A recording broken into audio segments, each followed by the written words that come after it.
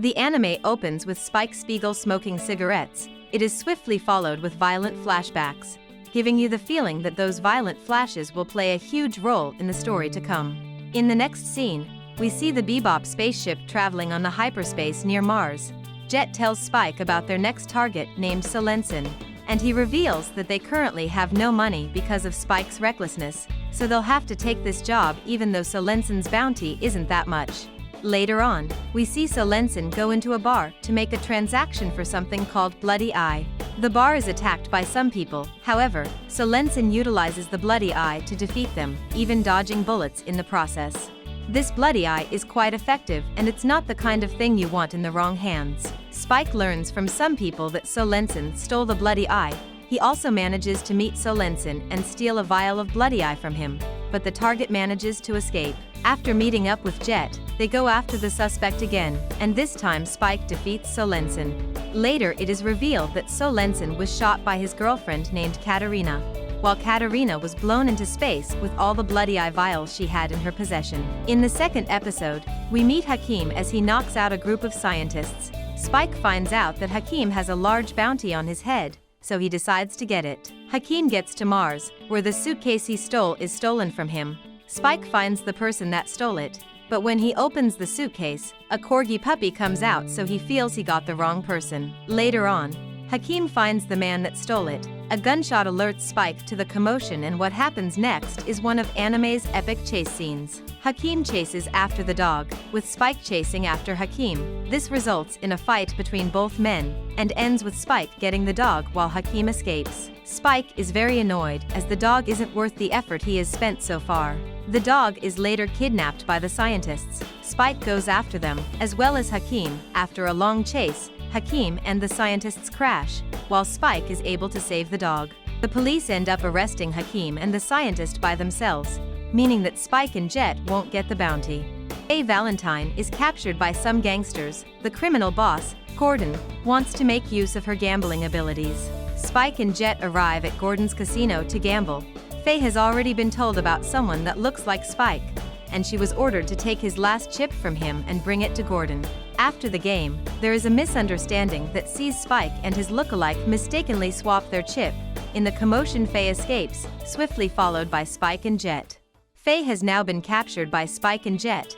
They learn that the chip in their possession contains a computer chip that is worth a lot. Faye finds a way to contact Gordon. The criminal boss agrees to pay Spike and Lee $30 million for the chip, but he betrays them. There's no honor among thieves. In the ensuing confusion, Faye is able to escape with the money while Spike and Jet retrieve the chip which they previously lost. Faye is now at Ganymede. Since her ship ran out of fuel, Spike and Jet are also at Ganymede, where they have tracked down a criminal named Morgan.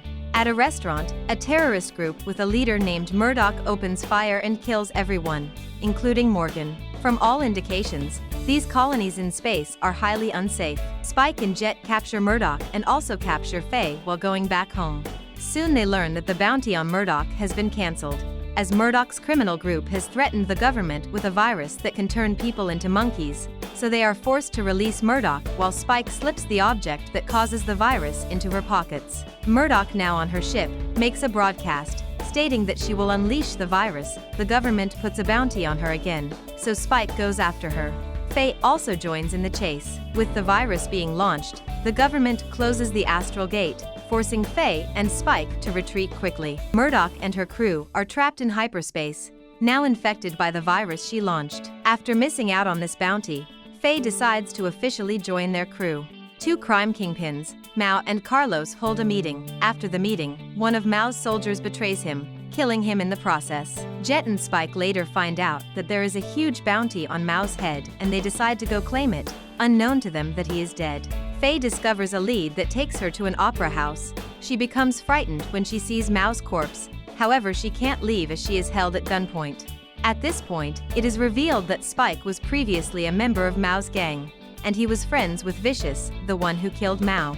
Foreseeing a fight to the death between ex-friends, Spike arms himself and decides to go kill Vicious. When he gets there, he sees the captured Faye screaming.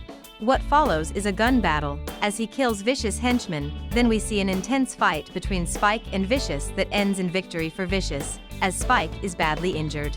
This episode begins with Spike dreaming about him being operated on. In a hilarious scene, Faye eats the dog's food, telling the dog to go work for its food. Spike and Jet confirm their target, a man named Giraffe.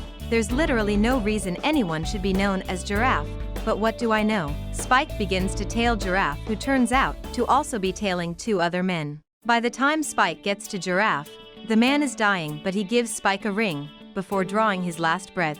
Jet goes to lunch with an old friend named River, who was also chasing after Giraffe.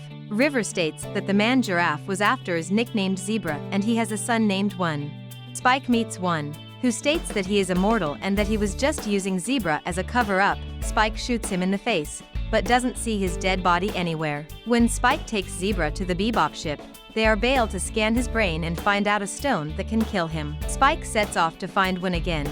This time around, they have a drawn-out gun duel that results in One dying after he is shot with the stone. Bounty hunters are gathered in a bar, waiting for a man called Decker. A waitress is being harassed by an abusive group of bounty hunters, so Spike helps a female trucker named VT to kick them out of the bar. Who would have thought that Spike was such a gentleman? Faye mistakes someone else for Decker. The real Decker runs out of the house, and she chases him but loses him in the process. Spike meets up with Faye for them to go after Decker together. VT gets a call from a fellow trucker who says they have seen Decker. She informs Spike, who immediately leaves Bebop with Faye. Decker tries to use explosives to stop VT, but he ends up killing himself.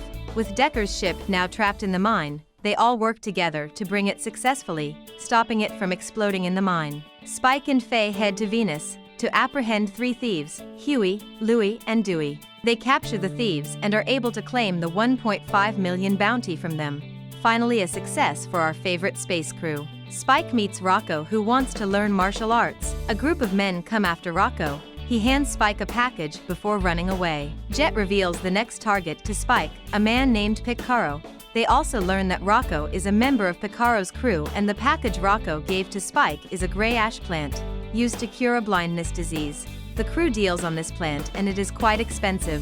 Faye searches for Picaro while Spike goes to investigate something in a desert and he meets Rocco's sister.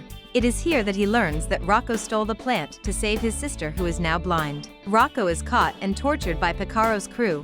He leads them to Spike, who already has a plan in mind. Faye arrives and the shooting starts. Rocco is killed while Picaro is defeated. At the end of the episode, we see Rocco's sister undergoing an operation to fix her eyesight.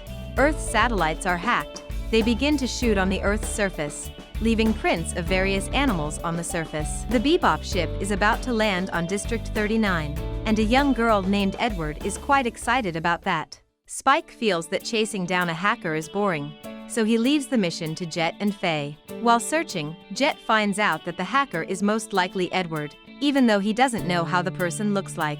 In the next scene, Edward hacks into the server and discovers that it was not hacked before. Suddenly, the satellite begins to speak, and Edward names it MPU. After some time, Edward contacts the Bebop ship, telling them her plan to stop the satellite, which involves flying manually to the satellite. Jet says it is impossible, but it gets Spike excited, so he takes the mission. The plan works. Spike connects to the satellite and Edward is able to download a copy of the MPU. Unfortunately, the police refuses to give them a bounty as the satellite is not a life form. The episode ends with Edward joining the crew, much to Spike's annoyance. We see that the crew has captured a criminal named Baker, and they are taking him to Ganymede to claim the bounty on his head. When they get there, Spike and Faye cash in the bounty while Jet goes to see his ex-girlfriend named Elisa. He got information about her whereabouts from his friend, Donnelly. Spike receives a call from Donnelly, telling him of a bounty on Rint's head, and we later learn that Rint is Elisa's current boyfriend. This is quite a tricky situation. I wonder how Spike is going to resolve it. The next scene shows Rint having flashes of his past. It is revealed that he shot a lone shark in self-defense when the man was harassing Elisa. Spike sees Elisa and Rint running away. He tries to stop them, but they escape. Jet tells Spike to leave it, saying that he will take care of the issue. Jet chases Elisa and Rint, and he finally catches up with them. They plead with him to allow them go, but as a law enforcement officer, he refuses. He is able to subdue Rint, and while Rint is being taken into custody, Jet tells Elisa that her boyfriend will be released soon. Unknown to our favorite space crew, there is something crawling around the Bebop ship. I'm getting some alien or supernatural vibes early on from this episode. The creature crawling in the ship eats a rat, causing their dog to begin making weird noises. Jet goes to bath, however he is bitten by the creature. When Spike sees the mark, he claims that due to the strange mark, Jet was not bitten by a rat like he earlier claimed. They boil a dead lizard and give Jet to drink the water as medicine. These guys are wild. Aren't they supposed to have better medicine in space? While Jet is sleeping, a large purple mark forms on his neck. Spike and Edward look for ways to cure the sickness and catch the creature. Later on they find that Faye has been bitten too. Spike doesn't see Edward for a while, so he thinks she has been attacked by the creature too. He hears a scream from the dog and finds the large purple marking on the dog. He gets a gun and decides to attack the creature. He sees the creature and shoots at it, but it escapes. The whole situation ends with us realizing that Edward was not bitten by the creature, she was just sleeping. She wakes up in time as the creature is crawling close to her. She picks it up and eats it before going back to sleep. Okay, this has to be the craziest thing I've seen in a while. After some time, we see Vicious again. This time around he is involved in some kind of transactions. He denies that he killed Mao so that the deal can go through. Faye has run away with all the Bebop money, leading to a serious argument between Jet and Spike. Spike goes to look for a woman named Julia, and he ends up in the same place where Faye is. Spike's investigation leads him to start searching for a man named Gren. It is revealed that Vicious is also looking for the same man.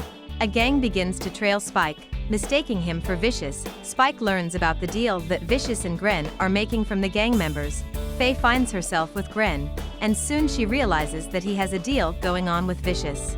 In the next scene, we see a face-off between Spike and Vicious. Suddenly a member of their former gang named Lin, who is now loyal to Vicious, appears and tells Spike to drop his gun. Lin ends up shooting Spike on the chest. I'm quite sure that Spike won't die. This guy seems to have 9 lives. Faye finally draws her gun on Gren, but it is revealed that he possesses both male and female features, startling her. Gren begins to tell Faye about his past in the war, how he met Vicious and how Vicious betrayed him. So now he wants revenge against Vicious. Jet arrives in the city and goes to the bar to look for Faye. Later on, while Spike is sleeping, he begins to dream about his past, and we see Julia severally in these flashes of the past. By the time he wakes up, he realizes that he was tranquilized by Lin. Jet goes to Gren's house to look for him, but he meets Faye trapped there. Spike is also on the lookout for Vicious. Gren disguises as a woman and goes to make the deal. When Lin and Vicious arrive, Gren sets off an explosion and also shoots at them, hitting Lin in the process. Spike arrives, so Gren runs away. Vicious also starts to flee, leaving the bleeding Lin on the floor. Spike engages Vicious in battle. Gren comes back and joins the fight. However, Vicious is able to escape while Gren suffers from internal injuries. Gren refuses to seek help, claiming that he wants to fly back and see the city of Titan one more time before he dies. Spike, Jet, and Faye capture some hijackers, but they are denied the bounty unless they capture the mastermind of the operation. They soon realize that the only clue they have are some king chess pieces. Faye reveals to them that one of the hijackers she caught was following instructions from an old website. Edward connects Jet's chess piece to her online chessboard, and it leads her to an opponent. Jet feels that there is something fishy going on. He goes to the company where it all happened, and through some underhanded means, he is able to learn that the mastermind is named Chessmaster Hex. It turns out that Chessmaster Hex is the name of Edward's opponent, and they are finally able to track down his location. As Spike and Faye travel to the place, they are being followed by Jet's friend called Jonathan, who has a score to settle with Chessmaster Hex. They finally get there and see that the old man is now senile and no longer aware of anything. He is just focused on his chess game. Jet reports back to the company, telling them all that has happened. Chessmaster Hex is left alone to finish his chess game, which ends after a week, with Edward losing. The food on the Bebop ship gets spoiled, and Jet is forced to go after a criminal that defrauds women so that he will have enough money to buy food. These guys carry out lots of difficult tasks, yet they are always broke. What follows next is a flashback of Faye's life. Set in 2068, we see Faye in a hospital. She has lost her memories, and the person she took cared about her ended up leaving her with more debt. Jet returns to the ship with the criminal that defrauds women. It turns out that the man he just captured was the same man that left Faye with more debt. Kidnaps the criminal before he can be handed over to the police, saying that she has some questions to ask him. Faye learns that he has not changed, as he keeps lying about everything. Later on he tries to escape, but they are able to recapture him and deliver him to the police, claiming the little bounty on his head. The next episode begins with two prisoners, Toucan and Taxum, breaking their bonds in a prison transport ship. A man named Fad calls the Bebop ship, and from Jet's reaction, it seems like he has some history with the man. Back to the prisoners on the transport ship, they end up killing all the guards, even killing the ship pilot in the process. Later on, there is a flashback, showing the younger versions of Fad and Jet, chasing Taxum. Now in the present, Jet and Fad reunite, going after the prisoners. Taxum tries to link up with the European syndicate, however, they refuse to work with him. The chase begins, with Fad going after Toucan, while Jet goes after Taxum. The latter group produce an exceptional hand-to-hand fight scene that sees Jet stop a bullet with his prosthetic arms. Taxum reveals to Jet that his friend, Fad, was the one who betrayed him and shot him when they were chasing after Taxum some years back. Fad arrives in time and kills Taxum before he can reveal more. Then he gets into a fight with Jet. Fad ends up dying, while the injured Jet is able to escape before the police arrive. Fuel and food finishes aboard the Bebop ship. After an accident, the ship crashes on the surface of a moon called Io. Edward goes out in search of food, but finds nothing. Later she notices the ship that crashed into them before, now flying over her. The police ask a woman named Coffee if she knows a man called Walker. She says that he is the same man she is searching for. Edward and the dog sneak into the woman's trunk, and when the police check the trunk, they end up arresting the woman. Later on, we see a man named Shaft, chasing after Mr. Walker. He claims that his brother died after eating mushrooms he bought from Walker. While running, some mushrooms fall from Walker's hands and they are eaten by the dog, and it begins to behave erratically. Edward takes the bad mushrooms back to the ship, and the whole crew begins to get hallucinations after eating it. In the next scene, Edward sees on TV that there is a bounty on Walker's head, so she goes out with the dog to claim it. Along with Coffee and Shaft, they chase after Walker, who is in a train. Edward and the dog are able to catch up with him, and he gives them mushrooms worth more than his bounty, for them to leave him alone. An anonymous package is delivered to the Bebop ship. It is discovered to be an old cassette, so they decide to sell it to an antique store. They are not able to view the whole content of the cassette, as Spike ends up destroying the player with a kick. I really don't know anyone that tries to repair a malfunctioning electronic with a kick. Faye stays back, while the rest of the crew goes to Earth to find a cassette player. They steal a player from the museum, but after getting back to the ship, Edward informs them that they stole the wrong type of player. Faye returns to the crew, and immediately they receive another anonymous package which turns out to be a cassette player. They begin to watch the tape, and they learn that it is a video from several girls, addressed to their future selves, with a younger Faye as the lead speaker.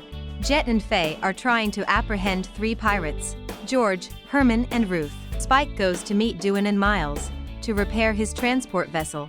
Faye and Jet come in contact with the pirates. However, the pirates infect their ship with a virus that makes it malfunction, and even the genius Edward is not able to do anything about it. Spike calls Faye to get updated on the mission, and soon he finds himself chasing the pirates towards Earth.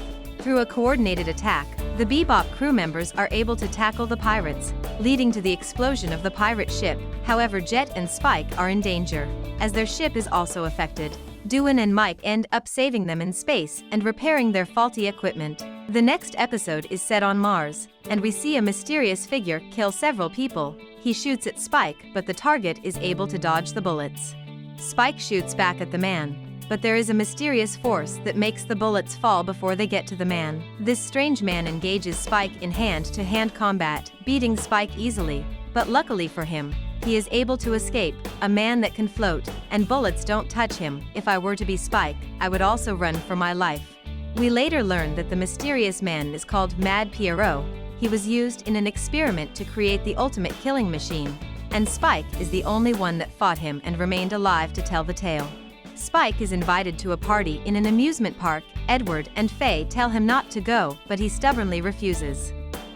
I think this is clearly a trap anyways. He gets to the party and begins a gunfight with Mad Pierrot. It ends with Spike falling into the river below. Edward is able to hack into the government website, and they read about Mad Pierrot, learning that he is scared of cats and he has the personality of a child. Spike continues running from his assailant, while Faye comes to help, even though she ends up being of no use. A toy cat screaming is what distracts the strange man, allowing Spike to injure him. When he sees his blood, he falls to the ground, crying and screaming for his mother. Then he is stumped to death by a procession of large robots in the amusement park. Jet goes to Mars to look for an old friend that recently sent him a message, but when he gets there, it is revealed that the friend died a year ago.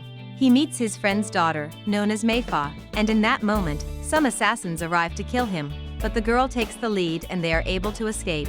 The girl tells Jet that her father may still be alive, so they begin to look for clues. While searching, they meet those assassins again, and this time, Jet is able to ambush them, learning that they belong to the crime group that were tailing his friend before his disappearance. Using the Sunstone and Mayfa's device, the Bebop ship leaves Mars and begins searching for Pow in the hyperspace. Jet reveals to Mayfa that her father was a consultant for the crime group, and that he had betrayed the group. When they arrive at the location, another ship from the crime group engages them in battle, but Faye and Spike are able to defeat it. They finally met Pow, however he is trapped in the vortex. Anyways, he is able to see his daughter one last time before the vortex collapses, killing him in the process. Spike catches a terrorist known as Teddy Bomber. However, another bounty hunter enters the scene and mistakes Spike to be the terrorist, giving Teddy Bomber ample time to escape. In the next scene, the whole crew goes after the Teddy Bomber, but the bounty hunter, Andy, arrives again and distracts everyone, allowing Teddy escape for the second time. If I didn't know better, I would have said that the bounty hunter was working with the terrorist. Spike, Teddy and Andy meet at the water fountain, and the two bounty hunters begin to argue, enraging the terrorist that they are supposed to capture. Teddy sets off an explosion to draw their attention, and they begin to chase him. The episode ends with Teddy riding off in a police wagon while Andy is chasing him into the sunset. A weird group that teaches that after people die, their souls will leave their body to join the electrons, begins to gain popularity. It is soon revealed that the police are already investigating the leader of the group, who is known as Dr. Lons.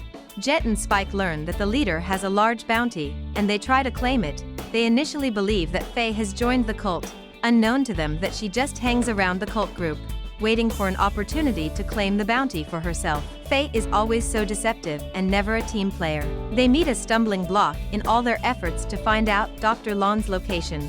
After accessing the website by using their dog as the subject, they find out that Dr. Lons is a fake identity and have to go to Mars to find the real person. They discover that the culprit is actually Rosny Spangen, a hacker now in vegetative state. Edward is able to shut down the program, saving everyone that had been affected by it. Faye watches her old clips and begins to discuss with Edward about clues of her past life. Faye and Edward go on an adventure, and they arrive in the orphanage that Edward lived in for several years. The nun in the orphanage also reveals to Edward that her father came by recently, looking for her. Faye meets an old school friend called Sally. Her friend tells her some details of her past life. However, Faye is not able to remember anything. Members of the Bebop crew later learn that Edward's father has a bounty of over 50 million, so Spike and Jet decide to capture him. Faye begins to get back some memories, and she decides to leave, in search of more. Spike engages Edward's father in combat before she arrives. When Edward finally gets to the scene, they realize that the bounty was actually fake. With everything now settled, Edward leaves the Bebop ship, and it doesn't look like she'll be coming back anytime soon. Julia receives a message that her life is in danger. Vicious also makes his move against the gang elders, but they already knew about his betrayal, so they take him prisoner. Spike and Jet are drinking in a bar. Some men from the crime group shoot up the bar, injuring Jet in his leg. Shin helps them escape, and tells Spike that Vicious has been captured while Julia's life is in danger. Spike calls Faye for help, but she refuses. After some time, she finds out that she is also being chased by the gang members. Faye and Julia meet up, and together, they are able to escape the gang members shooting at them. Before they go their separate ways, Julia gives Faye a message to deliver to Spike. Jet and Spike are now on their way to Tharsis to meet Julia. Jet is against the journey, but Spike refuses to abandon Julia. They are attacked by a ship that ends up damaging Bebop, meaning that Spike has to go to Julia alone. The next scene shows Vicious, who has been chained to a wall for several days.